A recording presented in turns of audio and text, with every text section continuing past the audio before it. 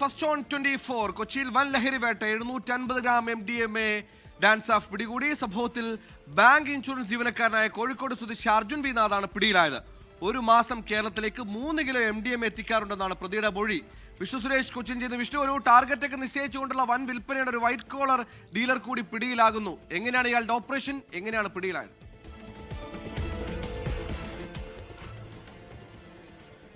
സുഹൈല്, ഇന്നലെ 1 gram MDMAയുമായി Cheranalloor police station പരിധിയിൽ നിന്നാണ് അർജുനെ കൊച്ചി ഡാൻസ് സ്റ്റാഫ് 2 സംഘം അറസ്റ്റ് ചെയ്യുന്നത്. തുടർന്ന് നടത്തിയ ചോദ്യം ചെയ്യലിലാണ് ഇയാളിൽ നിന്ന് ഞെട്ടിക്കുന്ന വിവരങ്ങൾ ഡാൻസ് സ്റ്റാഫിന് ലഭിക്കുന്നത്.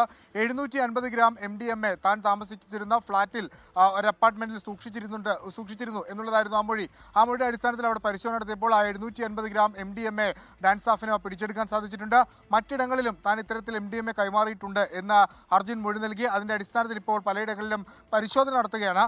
ഡൽഹിയിൽ നിന്നാണ് ഇയാൾ ഈ MDMA ഇറക്കുമതി ചെയ്യുന്നത് എന്നാണ് ലഭ്യമാകുന്ന വിവരം. വാട്ടർ ഹീറ്ററിന്റെ അകത്ത് ഒളിപ്പിച്ചു വെച്ചാണ് കൊറിയർ മുഖാന്തരം കൊച്ചിയിലേക്ക് എത്തിക്കുന്നത്. വിശദമായ പരിശോധനയിലേക്ക് ഡാൻസ് സ്റ്റാഫും പോലീസും കടന്നിട്ടുണ്ട്. കഴിഞ്ഞ 2 ദിവസത്തിനിടയിൽ 1 കിലോ MDMA ആണ് കൊച്ചിയിൽ നിന്ന് പിടികൂടിയത്. സുഹൈൽ, ലോകത്തെവിടെയായാലും ഏത് സമയത്തും 24 വാർത്തകളും ഓഗ്മെന്റഡ് റിയാലിറ്റി പാക്കേജുകളും എക്സ്പ്ലെയിനറുകളും വിശദമായി കാണാൻ ഞങ്ങളുടെ യൂട്യൂബ് ചാനൽ നിങ്ങൾക്ക് സബ്സ്ക്രൈബ് ചെയ്യാം.